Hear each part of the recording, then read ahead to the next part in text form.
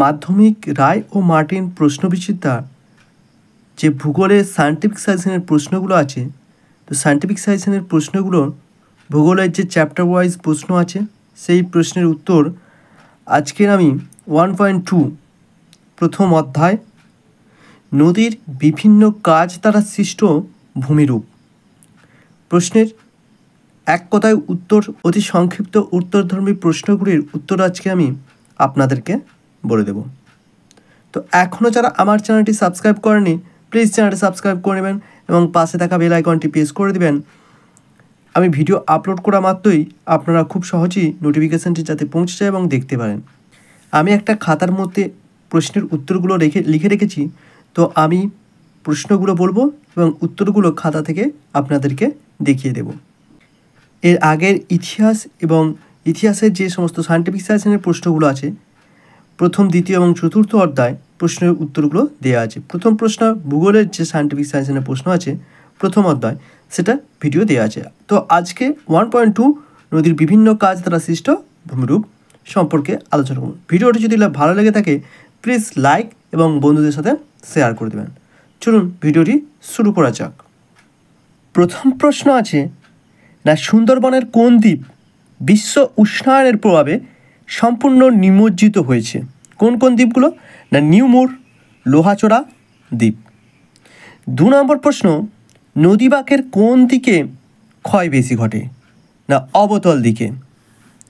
3 নম্বর প্রশ্ন, চুনাপাথরযুক্ত অঞ্চলে নদীর ক্ষয়কার্যে কোন প্রক্রিয়ার প্রাধান্য দেখা যায়? অবঘর্ষ ক্ষয়। 4 নম্বর প্রশ্ন, বিশ্বের গভীরতম গিরিখাত কোনটি? না কালীগণ্ডকী নদীর অন্ধ গালচি। 5 নম্বর প্রশ্ন, পার্বত্য গতিতে কোন প্রক্রিয়ায় নদী খাতে মন্থকূপ সৃষ্টি হয়? 5 নম্বর অবঘর্ষ প্রক্রিয়ায়। 6 নম্বর প্রশ্ন, নদীর জলপ্রবাহ মাপার এককগুলির নাম কি? একটা হচ্ছে কিউমেক ও কিউসেক, দুটি। তো 7 নম্বর প্রশ্ন, পৃথিবীর বৃহত্তম নদী অববাহিকা নাম কি? না আমাজন। 8 নম্বর প্রশ্ন, পৃথিবীর বৃহত্তম জলবিভাজিকাটির নাম কি? না মধ্য এশিয়ার পার্বত্য ভূমি। 9 নম্বর প্রশ্নে আছে, নদীর কোন গতিতে জলপ্রপাত বেশি দেখা যায়? না উচ্চ গতিতে। 10 নম্বরের প্রশ্ন আছে, পৃথিবীর সাদৃশ্যতম জলপ্রপাত নায়াগ্রা কোন নদীতে সৃষ্টি হয়েছে? সেন্ট লরেন্স নদীতে। 11 নম্বর প্রশ্ন কি আছে, নদীর মোহনায় গড়ে ওঠা প্রায় ত্রিকোণাকৃতি ভূমিরূপের নাম কি? না বদ্বীপ। 12 নম্বর প্রশ্ন, নদীর ক্ষয়, বহন ও সঞ্চয়ের মিলিত কার্যের ফলে গঠিত ভূমিরূপ কোনটি? না অশ্বক্ষুরাকৃতি হ্রদ। 13 নম্বর প্রশ্ন, সুবর্ণরেখা নদীর বদ্বীপ কোন ধরনের বদ্বীপ? না কাসপেট বদ্বীপ, বা এটা হচ্ছে যেটা সুবর্ণরেখা নদীতে সৃষ্টি হয়েছে। 14 নম্বর প্রশ্ন, পৃথিবীর বৃহত্তম খাঁড়িটি কোন নদীর মোহনায় অবস্থিত? ওব নদীর মোহনায়। 15 নম্বর প্রশ্ন, কোন নদীতে ভারতের গ্র্যান্ড ক্যানিয়ন দেখা যায়? না শিলাবতী নদীতে। ভিডিওটি যদি ভালো লেগে থাকে প্লিজ বন্ধুরা লাইক করে দেবেন এবং আপনাদের বন্ধুদের সাথে ভিডিওটি শেয়ার করে নেবেন। তো এরপরে ক্ষয়ের দাগে শূন্যস্থান পূরণ করো। তো ক্ষয়ের দাগে শূন্যস্থান পূরণের প্রথম প্রশ্নটা কি আছে? না নদী গর্ভে অবঘর্ষ প্রক্রিয়ায় সৃষ্ট গর্তগুলিকে ড্যাশ বলে?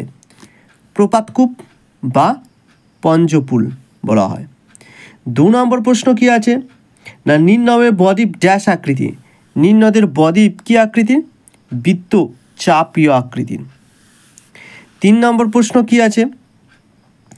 ড্যাশ নদীর নাম অনুসারে নদীতে সৃষ্ট বাঁক মিয়েন্ডার নামকরণ করেছে? মিয়েন্ডস নদীর নাম অনুসারে। 4 নম্বর প্রশ্ন হচ্ছে, ভারতের বৃহত্তম নদী গঠিত দ্বীপ হলো কি? না মাজুলি। 5 নম্বর প্রশ্ন আছে কি? না ফানেল আকৃতির চৌড়া নদী মোহনাকে ড্যাশ বলা হয়? খাঁড়ি বলা হয়। 6 নম্বর প্রশ্ন আছে, সমভূমি প্রায় নদীর আঁকা বাঁকা পথকে বলে ড্যাশ? না মিয়েন্ডার বলা হয়। 7 নম্বর প্রশ্ন আছে, ড্যাশ একটি আদর্শ নদীর উদাহরণ? গঙ্গা। 8 নম্বর প্রশ্ন আছে, উচ্চ গতিতে নদীর প্রধান কাজ হলো কি? না ক্ষয়। 9 নম্বর প্রশ্ন আছে, 1842 সালে নদীর ষষ্ঠ খাতের সূত্রের ব্যাখ্যাদানকে? ডব্লু হোপকিন। 10 নম্বর প্রশ্ন আছে, একটি নদী তার উপনদী শাখা নদী মিলিয়ে যতটুকু স্থান অধিকার করে আছে তা হলো ড্যাশ অঞ্চল? না ধারণ অববাহিকা অঞ্চল। 11 নম্বর প্রশ্ন আছে কি? না নদীর উৎসের দিকে জলপ্রপাতের পিছিয়ে যাওয়া জলপ্রপাতে ড্যাশ বলা হয়? পশ্চাৎ প্রসারণ বলা হয়। 12 নম্বর প্রশ্ন আছে, কুঞ্চিকল জলপ্রপাত ড্যাশ নদীতে অবস্থিত? ভারাই নদীতে অবস্থিত। 13 নম্বর প্রশ্ন আছে কি? না নদী উপত্যকায় পুরাতন ও নতুন ঢালের মিলন বিন্দুকে ড্যাশ বলে? নিক বিন্দু বলেন। 14 নম্বর প্রশ্ন আছে, নদী দ্বারা ড্যাশ পদ্ধতির সাহায্যে অদ্রবীভূত শুষ্ক বালি, পলি ও কাদা পরিবাহিত হয়? অবঘর্ষ। 15 নম্বর প্রশ্ন, সমপ্রায় ভূমিতে অবস্থিত অনুচ্চ টিলাগুলিকে বলা হয় ড্যাশ কি? না মোনাডনক বলে। দেখুন গয়ের দাগের নিচে বিবৃতিগুলি কোনটি শুদ্ধ কোনটি অশুদ্ধ লেখো। 1 নম্বর হচ্ছে নদীর গতিবেগ পরিমাপের একক হলো কিউসেক, এটা কি? সত্য, ঠিক।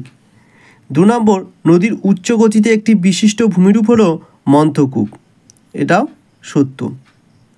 3 নম্বর, কৃষ্ণা নদীর বদ্বীপ পাখির পায়ের মতো দেখতে, এটাও শুদ্ধ।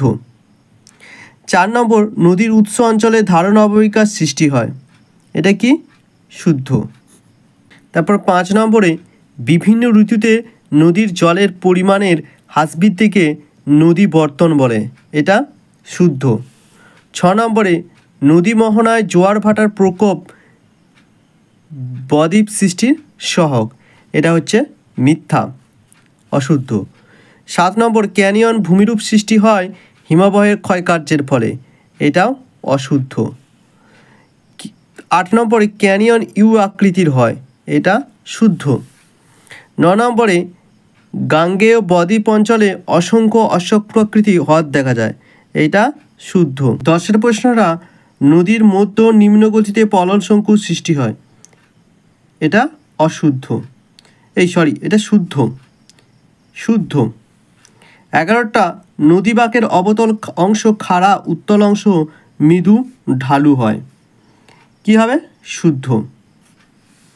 তারপরে 12টা, মুর্শিদাবাদের মতিঝিল অশ্বক্রাকৃতির হ্রদের উদাহরণ, এটাও শুদ্ধ।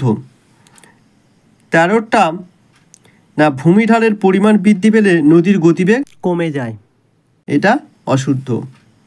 সমপ্রায় ভূমি ও মোনাডনক নদীর দ্বারা ক্ষয়ের ফলে সৃষ্ট হয়, এটা শুদ্ধ। 15টা, রাইন নদীর বদ্বীপ ক্ষারীয় বদ্বীপের উদাহরণ, 15টাও শুদ্ধ। 16টা, পৃথিবীর দীর্ঘতম নদী হলো আমাজন, না এটা অশুদ্ধ, পৃথিবীর দীর্ঘতম নদী কি? নীল নদ। 17 নম্বর, মিয়েন্ডার সৃষ্টি হলো নদীর ক্ষয়কার্যের ফলে, এটা শুদ্ধ। 18 নম্বর, ইন্টারলকিং স্পার নদীর উচ্চ গতিতে দেখা যায়, এটা শুদ্ধ। তারপরে দেখুন ঘয়ের দাগের বাম দিকের সঙ্গে ডান দিকের মেলাও। তো প্রথম আছে মাজুলি, মাজুলি কি হবে? না মাজুলি হবে 1 নম্বরের ব্রহ্মপুত্র, ঠিক আছে, মাজুলি কি হবে? না ব্রহ্মপুত্র। তারপর 2 নম্বরে প্লাবনভূমি, প্লাবনভূমি কি হবে? না স্বাভাবিক বাঁধ বা লিভি। 3 নম্বর, নদী ক্ষয় বহন সঞ্চয় কার্যের ফলে সৃষ্ট ভূমিরূপ, 3 কি হবে? না অশ্বক্রাকৃতি হ্রদ। 4 নম্বর কি আছে? নদীর সমভূমি প্রবাহ। 4 নম্বর আছে প্লাবনভূমি। সুন্দরবন 5-এ সক্রিয় বদ্বীপ। 6 সর্বাধিক জলবহনকারী নদী, কোনটি হবে 6-এ? না আমাজন। এখনও যারা আমার চ্যানেলটি সাবস্ক্রাইব করেননি প্লিজ চ্যানেলটি সাবস্ক্রাইব করে দেবেন এবং পাশে থাকা বেল আইকনটি প্রেস করে দেবেন। ভিডিও আপলোড করা মাত্রই আপনাদের কাছে নোটিফিকেশান চলে যাবে, তো আপনারা ভিডিওটা খুব সহজেই তাড়াতাড়ি দেখতে পেয়ে যাবেন। তো ভিডিওটি ভালো লাগলে প্লিজ বন্ধুদের সাথে শেয়ার এবং প্লিজ একটি লাইক করে দেবেন এবং কেমন লাগলো কমেন্টের মাধ্যমে জানাবেন। ইতিহাস ভূগোলে যে সমস্ত সায়েন্টিফিক সাজেশনের প্রশ্নগুলো আছে সেগুলো সব আমি আপনাদেরকে এই ভিডিওর মাধ্যমে প্রদান করব। তো ভিডিওটি দেখার জন্য অসংখ্য ধন্যবাদ।